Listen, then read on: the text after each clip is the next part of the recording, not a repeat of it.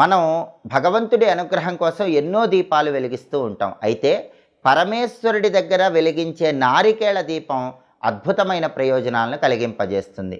కార్తీక మాసంలో వచ్చే ఏ సోమవారమైనా సరే ఈశ్వరుడి దగ్గర నారికేళ దీపాన్ని వెలిగిస్తే లక్ష్మీ కటాక్షం కలుగుతుంది, శివానుగ్రహం కలుగుతుంది.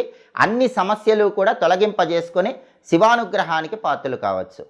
కార్తీక మాసంలో వచ్చే సోమవారం వీలు కాని పక్షంలో ఏ నెలలోనైనా సరే సోమవారం పూట సాయంకాలం ప్రదోష సమయంలో ఈశ్వరుడి దగ్గర నారికేళ దీపాన్ని వెలిగిస్తే ఆ గృహంలో శివుడు ఆనంద తాండవం చేసి అష్టైశ్వర్యాలు భోగభాగ్యాలను కలిగింపజేస్తాడు.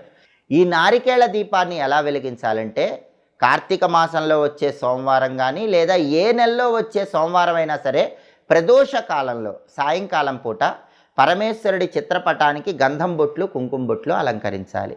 లేదా శివలింగం